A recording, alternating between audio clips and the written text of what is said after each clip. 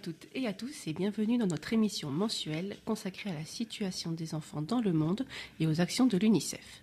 Ce mois-ci, nous accueillons à nouveau Christine Simot, présidente du comité UNICEF de Ré-Loire. Bonjour Christine. Bonjour Caroline. Depuis mars 2011, la révolte syrienne n'a fait que s'accroître et en août de cette année, l'ONU a qualifié juridiquement ce conflit de guerre civile. Les enfants en sont les premières victimes. Le travail de l'UNICEF s'est malheureusement compliqué depuis que le conflit a atteint la capitale et d'autres villes importantes comme Alep. L'UNICEF ne peut intervenir directement dans le pays, mais grâce à un réseau d'ONG partenaires, un soutien a été apporté à ces familles en détresse. Dans les camps de réfugiés situés en Jordanie, Liban, Turquie et Irak, l'UNICEF coordonne les opérations d'approvisionnement d'urgence en eau et en assainissement, en fournissant quotidiennement 50 litres d'eau par personne. Un forage a été réalisé pour assurer un approvisionnement en eau plus durable et des nouveaux points de distribution, des latrines et des douches ont été installés. De plus, l'augmentation croissante du nombre de personnes et d'enfants est un facteur de risque supplémentaire d'épidémie et l'UNICEF a engagé un programme de vaccination régulier avec ses partenaires. Une aide psychologique est prévue auprès d'enfants en détresse qui fuient la violence en Syrie. On ne compte plus les enfants témoins de torture, de violence ou de la mort d'un proche. Beaucoup ont d'ailleurs traversé la frontière sans leurs parents, dont ils sont sans nouvelles. Alors, en Jordanie, dans le camp de Zaatari, proche de Deraa, une zone rebelle du sud de la Syrie, 3600 réfugiés ont franchi la frontière le 27 août, contre en moyenne 300 à 500 les semaines précédentes. Ils sont bien sûr maintenant désormais 20 000 à Zaatari pour plus de 50 000 réfugiés enregistrés dans le pays. Parmi eux, une majorité d'enfants au destin parfois tragique. Par exemple, on citera le cas de Mohamed, 14 ans, arrivé avec une balle dans la jambe. Il a dû être amputé à l'hôpital militaire français et l'UNICEF lui assurera une prothèse et de l'accompagner, lui et sa famille, dans sa nouvelle vie. Au Liban, pas de camp de réfugiés syriens, mais plus de 50 000 personnes officiellement recensées. 80 000 selon certaines estimations, et dispersées sur le territoire, dans des familles ou des écoles inoccupées. Plus 5 000 Palestiniens de Syrie. Une vraie difficulté pour l'UNICEF sur place, qui s'ajoute aux problèmes de sécurité rendant les déplacements parfois délicats auprès des 25 000 enfants enregistrés. Néanmoins, de nombreuses actions d'aide sont engagées avec deux priorités, les questions sanitaires et l'éducation.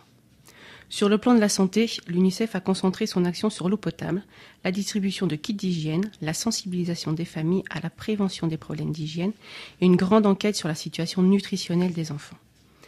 Des camps d'été pour 2000 enfants syriens ont été créés afin qu'ils s'adaptent au système éducatif bilingue du pays, arabe-anglais ou arabe-français. Avec ses partenaires, l'UNICEF forme également 200 professeurs à des méthodes interactives d'alphabétisation. Tandis que les directeurs d'école sont incités à intégrer les enfants syriens dans leurs établissements. Parallèlement, 900 parents ont été sensibilisés et rassurés à l'idée d'envoyer leur progéniture en classe. Actuellement, en Turquie, l'afflux des réfugiés provoque des difficultés d'accueil pour le gouvernement, à tel point que le passage des derniers arrivants est sérieusement réduit jusqu'à l'installation de nouvelles structures d'accueil. Mais la frontière n'est pas réellement fermée entre la Syrie et la Turquie, avec un nombre de réfugiés passé de 25 000 fin mai à près de 80 000 aujourd'hui. Le défi est bien sûr de taille, d'autant que la moitié de ces réfugiés sont des enfants. Parmi eux, l'UNICEF fournit du matériel essentiel, des kits d'hygiène, des kits récréatifs, des tentes, etc. Bien sûr, il faut que la vie continue pour ces enfants. On ressent chez les adolescents beaucoup de souffrance. Ils voudraient agir, mais sont confinés jusqu'ici, alors que leurs pères ou leurs frères sont restés en Syrie.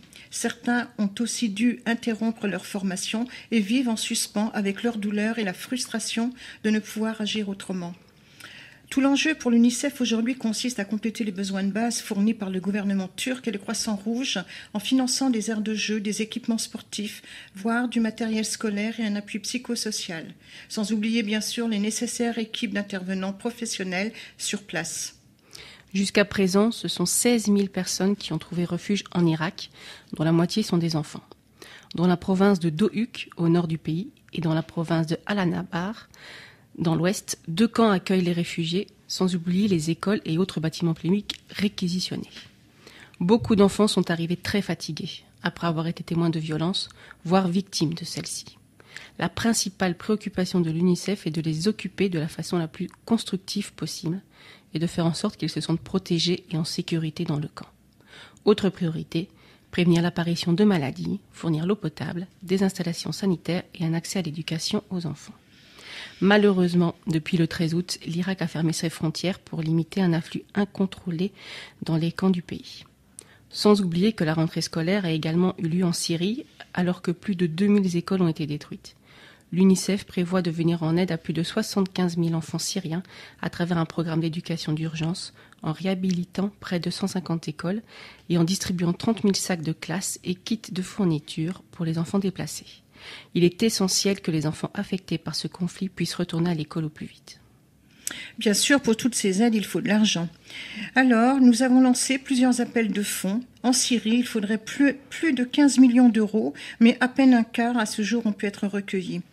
En Turquie, en Irak et au Liban, 16 millions d'euros seraient nécessaires, mais seulement la moitié sont parvenus à destination.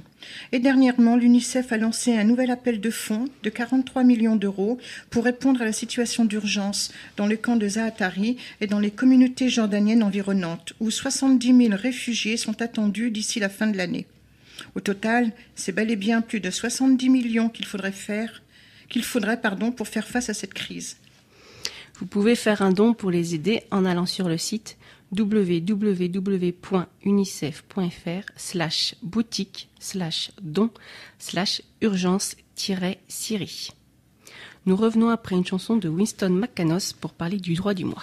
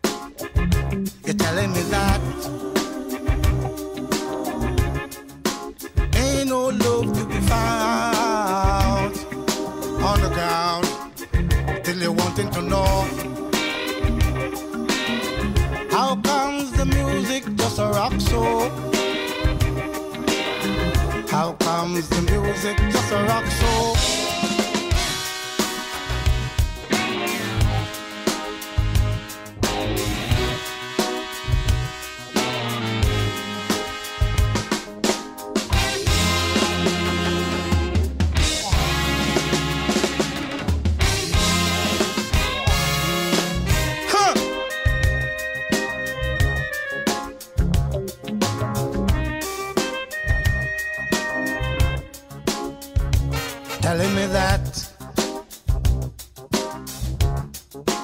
ain't no understanding. Telling me that ain't no peace of mind. Unified. Telling me that ain't no understanding. Telling me that ain't no love to be found on the ground. Still you're wanting to know how come the music just a rock so? How comes the music just a rock so?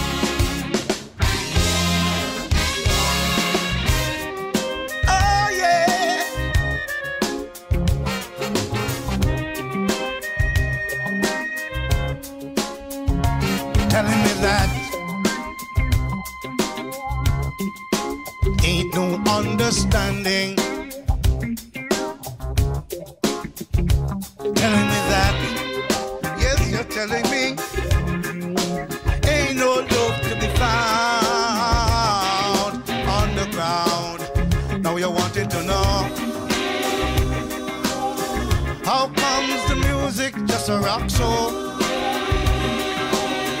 How comes the music just a rock show?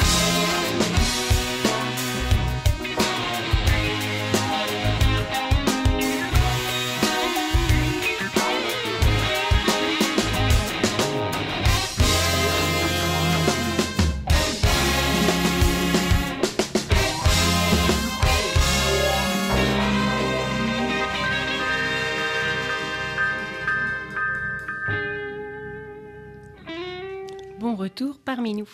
Ce mois-ci, nous abordons le droit à une identité. Les articles 7 et 8 de la Convention internationale des droits de l'enfant stipulent que l'enfant a le droit à un nom dès la naissance, il doit acquérir une nationalité et, dans la mesure du possible, il doit connaître ses parents et être élevé par eux. Les États doivent respecter ce droit, même si l'enfant est apatride. Effectivement, certains enfants n'ont pas accès au droit à l'identité car tous les pays ne disposent pas des structures nécessaires à l'enregistrement des enfants en raison de l'instabilité politique, de la faible priorité accordée à ce besoin ou du manque de moyens face à une forte croissance démographique. Être enregistré à la naissance est le premier des droits civils parce qu'il atteste de l'existence et de l'identité d'un enfant. Sans enregistrement, l'enfant ne peut pas être protégé car il n'a pas d'existence officielle. Avoir une identité permet de lutter contre l'enlèvement, les mariages précoces, l'exploitation sexuelle, l'enrôlement des enfants dans l'armée, le travail forcé, etc. De plus, un extrait de naissance est souvent nécessaire pour s'inscrire à l'école et pour avoir accès aux services de santé. Pourtant, chaque année, 50 millions de naissances ne sont pas enregistrées, soit plus de 30% des naissances estimées dans le monde. L'enregistrement est presque 2 fois plus probable pour un enfant qui est né dans une ville que dans une zone rurale. Les enfants non enregistrés naissent presque toujours dans des familles pauvres, marginalisées ou déplacées en raison d'absence de papiers chez leurs parents, de leur incapacité à payer les droits d'enregistrement, de l'inexistence ou de l'éloignement de bureaux d'enregistrement, du manque d'accès à des systèmes d'enregistrement, de l'analphabétisme et de l'incompréhension de l'importance de la détention d'un certificat de naissance. Actuellement, près de 60% des naissances en Asie du Sud ne sont pas enregistrées, ce qui représente tout de même 47% de l'ensemble des naissances dans le monde. L'objectif de l'UNICEF est de sensibiliser les autorités, les services publics et la population à l'enregistrement dans le délai légal et à ses modalités et souhaite la gratuité de l'enregistrement et de l'extrait de naissance dans tous les pays. Cela va bien sûr de la formation de personnel qualifié à la fourniture du matériel de base, ainsi qu'à l'intégration de l'enregistrement des naissances dans des programmes de vaccination. Quant à la France, lorsqu'un enfant naît, ses parents vont le déclarer à la mairie de son lieu de naissance pour que son nom figure dans le registre de l'état civil. Mais il y a dans notre pays 4 000 à 6 000 mineurs étrangers isolés. Seuls, déracinés, privés de l'attention d'un adulte, menacés par toutes les formes de violence, d'abus et d'exploitation, ils doivent pouvoir bénéficier d'une prise en charge adaptée, d'un statut protecteur et de l'aide psychologique nécessaire comme le demande la Convention internationale des droits de l'enfant. Il est de la responsabilité de l'État français d'assurer le respect de leurs droits. La notion de mineur étranger isolé repose sur le droit à l'identité puisqu'il s'agit pour ces enfants de prouver leur statut de mineur, donc leur âge. Notre pays compte 2 millions d'enfants pauvres suivant les critères européens. Les enfants d'immigrés en situation irrégulière n'ont pas droit à la sécurité sociale. Ils vivent dans des conditions d'extrême précarité et leur droit à la santé est bafoué. Autant de sujets sur lesquels l'UNICEF France interpelle les pouvoirs publics et se mobilise. Avec ses partenaires locaux, nationaux et internationaux, l'UNICEF travaille à la réalisation des objectifs en matière d'identité fixés dans les objectifs du millénaire pour le développement, en s'engageant à mettre en place des systèmes d'enregistrement pour tous les enfants dès la naissance ou peu après. En cas de guerre, les enfants réfugiés et déplacés courent de nombreux risques en raison de la violence et de l'instabilité qui les entoure. Les déplacements compliquent l'enregistrement des naissances et la délivrance de documents de voyage, compromettant ainsi le droit à une identité aux personnes déplacées.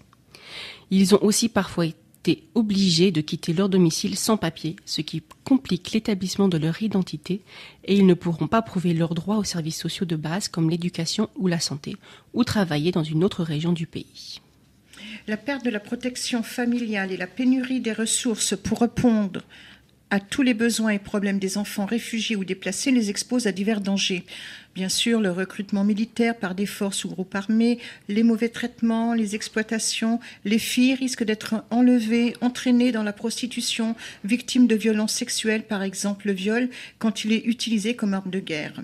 On se souviendra que lors du tremblement de terre en 2010 à Haïti, de nombreux enfants se sont retrouvés abandonnés, alors qu'ils n'étaient pas enregistrés et n'avaient pas d'identité. L'UNICEF a pu, après de longs mois de travail et de recoupement, regrouper ces enfants dans des structures d'accueil et leur permettre ainsi de bénéficier d'une protection. Quand ils retournent chez eux, il arrive qu'ils ne retrouvent plus leur maison et leur terre. D'autres personnes se sont appropriées leurs biens et ils ne possèdent aucun document prouvant leur droit de propriétaire. Il arrive aussi qu'ils soient rejetés par leur communauté parce qu'ils ont fui en période de crise ou de violence quand les autres sont restés.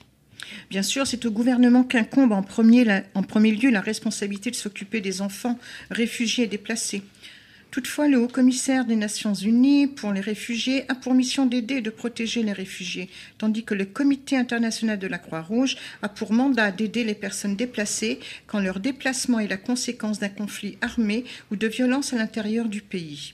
Cependant, à la différence des réfugiés, les personnes déplacées ne sont protégées par aucune convention internationale spécifique, mais uniquement par un ensemble de principes directeurs qui sont moralement contraignants sans avoir de poids juridique. Alors en pratique, bien sûr, leur application et leur mise en œuvre laissent à désirer en raison de la pénurie de ressources, tant financières qu'humaines, et de l'écart entre les priorités et les responsabilités de chacun au niveau institutionnel ainsi qu'au sein de la communauté internationale. Ces personnes déplacées risquent donc de se retrouver exclues et de devenir ainsi invisibles. Merci Christine pour toutes ces informations. Tout de suite, nous écoutons un autre morceau de Winston McCanos.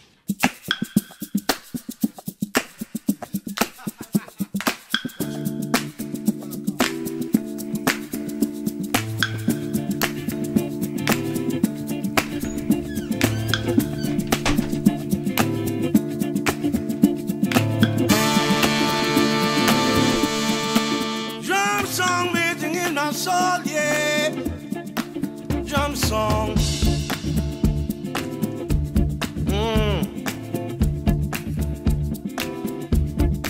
There, wandering drummer messenger, pum pum pum pum pum.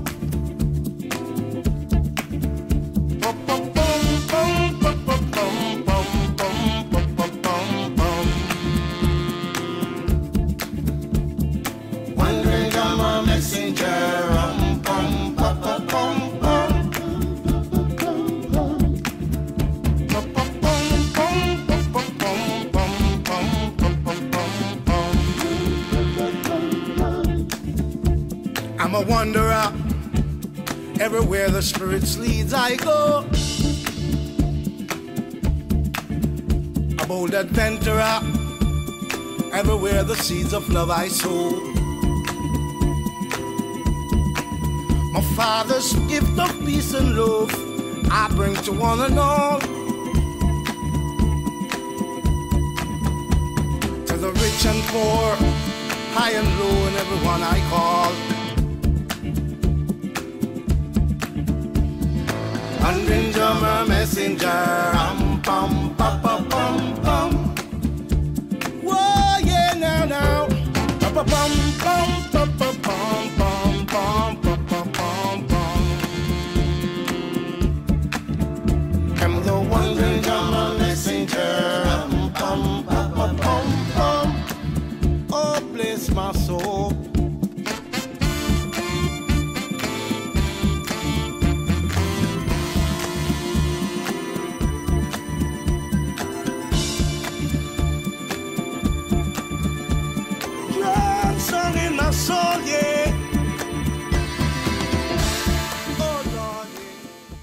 Bon retour. En ce début d'octobre, notons qu'un street marketing vient d'avoir lieu. En effet, vous étiez dans les rues de Chartres ce samedi 6 octobre afin de recruter de nouveaux bénévoles. Vos jeunes ambassadeurs étaient présents pour montrer l'exemple.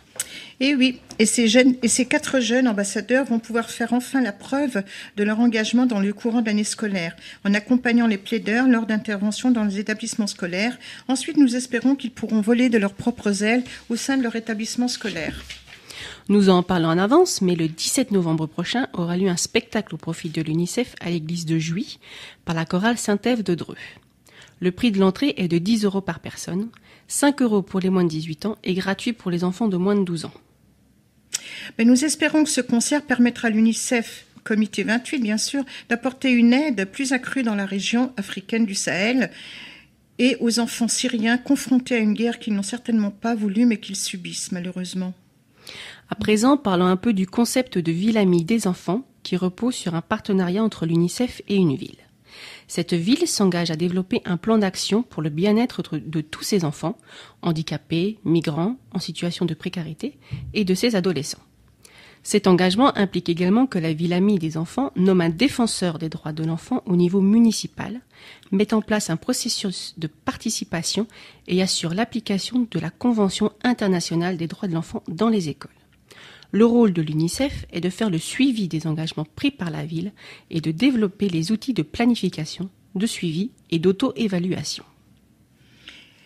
Pour devenir ville amie des enfants, il suffit d'en faire tout simplement la demande auprès du comité départemental en déposant un dossier le plus complet possible, rempli par le maire de la ville ou de la commune ou par l'un de ses élus chargés de l'enfance dans la ville. Ce dossier sera ensuite étudié par les responsables ville amie des enfants d'UNICEF France ainsi que par l'Association des maires de France qui valideront ou pas la demande. Une exigence de qualité pour entrer dans le réseau Ville Amie des enfants est demandée à toute nouvelle candidature à ce titre et depuis janvier 2012, un tableau de bord ou un programme d'action est devenu absolument obligatoire. C'est un outil qui permet une prise de conscience nécessaire par les services et les élus de ce qui est effectivement mis en œuvre, réalisé dans le domaine de l'enfance et de la jeunesse et qui fait état des lieux en identifiant les points forts et les points faibles sur l'application des droits de l'enfant au niveau de la commune. Son objectif d'ici 2014 est de faire vivre et de mettre en œuvre le programme d'action. Après, il conviendra de réfléchir à une nouvelle démarche à engager pour dynamiser l'action des villes amies des enfants aux côtés des enfants. La ville amie des enfants est tenue de développer des actions de sensibilisation, de solidarité, de prendre en compte la parole des enfants et des adolescents, de valoriser et de faire respecter leurs droits. Elle s'engage également à participer aux grands événements de l'UNICEF que sont la Nuit de l'eau et l'anniversaire de la Convention internationale des droits de l'enfant. Enfin, une réunion annuelle entre les villes amies des enfants dans un même département est nécessaire, et ce, en présence des élus et des agents territoriaux pour débattre de leurs problèmes et trouver ainsi des solutions. Nous avons actuellement en Eure-et-Loire 3 villes amies des enfants. Tout d'abord, Mainvilliers, qui depuis 2006 développe une politique globale de coéducation en faveur de la petite enfance, de l'enfance et de la jeunesse. Un conseil municipal des jeunes a été créé pour favoriser leurs projets initiés, élus par leurs pairs au sein des écoles élémentaires et du collège de la ville. Ensuite, Vernouillet, qui est inscrite depuis 2009, qui applique une politique socio-éducative basée sur des équipements publics très importants et en perpétuelle croissance. Vernouillet inscrit sa politique enfance-jeunesse dans de nombreux dispositifs afin de proposer des activités et des ateliers avec le souci permanent de s'adresser à tous en pratiquant une politique tarifaire basée sur le quotient familial, permettant ainsi l'accès au plus grand nombre. Et enfin, l'Ève, qui vient d'être acceptée depuis juin 2011, qui se préoccupe depuis de nombreuses années du bien-être des jeunes vivant sur son territoire. C'est pourquoi en 2008, elle a créé la délégation à l'enfance jeunesse et mis en place la commission jeunesse chargée de réfléchir à des actions en faveur des enfants et des jeunes et d'initier des projets conçus par eux. Alors maintenant, nous allons passer à notre rubrique cinéma, où nous avons choisi de vous parler du film Les Enfants Invisibles, qui fait partie d'une collection franco-italienne de courts-métrages commissionnés par l'UNICEF, présentés pour la première fois au Festival de Venise en 2005. Chacun des 7 courts-métrages évoque une situation de précarité matérielle et affective endurée par les enfants dans différents pays. Chaque fois, un enfant personnalise le sujet dans un scénario très écrit. Sont abordés les thèmes des enfants soldats, de la maltraitance familiale, de la drogue, du sida, du travail forcé, des enfants des rues et des enfants délinquants emprisonnés. Ce film dresse un état des lieux poignant et rappelle de manière simple et frappante les grands principes énoncés par la Convention. Le droit à l'éducation, à une vie familiale, au jeu, le droit d'être protégé de la guerre, de la famine, des mauvais traitements. On prend conscience de ce que vivent tous les enfants invisibles du monde, parce qu'on ne les voit pas, parce qu'on n'y pense pas. Et pourtant, ils sont bel et bien là, quelque part, à essayer de se débrouiller avec leurs moyens. Le court-métrage que j'ai préféré se déroule en Chine. Une petite fille, Song Song, joue au piano. Dans la cuisine, ses parents se disputent. La famille est d'un milieu aisé, l'appartement est très grand. La chambre de la fillette est remplie de belles poupées. Song Song en jette une dans la rue. La poupée est récupérée par un grand-père qui élève Little Cat, qu'il a trouvé abandonnée dans les détritus plusieurs années auparavant. Tous deux vivent dans une minuscule pièce et ramassent la nourriture jetée par les autres dans les marchés pour se nourrir. Jusqu'au jour où le grand-père est écrasé par un camion. Little Cat est alors recueilli par un taulier. Les enfants doivent fabriquer des bouquets de roses pour ensuite les vendre dans la rue, aux tables des restaurants. Le taulier n'est pas commode, il ne nourrit que les enfants rapportant de l'argent. Mais la poupée de Little Cat offre du baume au cœur à tous ces enfants invisibles. J'ai été touchée par cet épisode pour sa douceur, sa tranquillité et cette rencontre entre deux univers opposés dans lesquels, pourtant, les joies des enfants sont les mêmes. Je tiens à préciser que le film est disponible en DVD avec ses droits institutionnels permettant de le diffuser dans les établissements acquéreurs. Il est donc à la base dédié aux établissements scolaires. C'est la fin de notre émission. Vous pourrez la réécouter sur notre site unicef28.wordpress.com.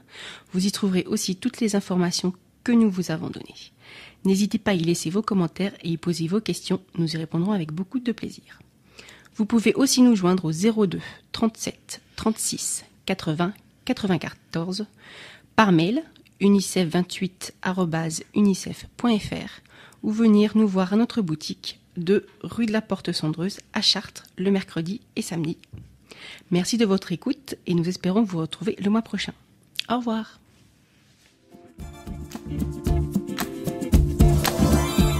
I tell the negative, life is not just gloom and doom.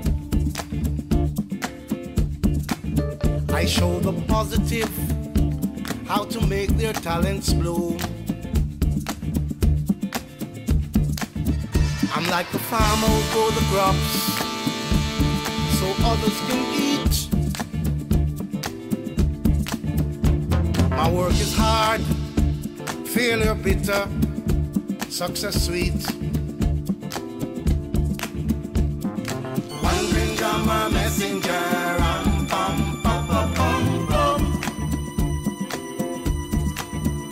Pam pam pam pam pam pam pam pam pam pam. One finger my messenger.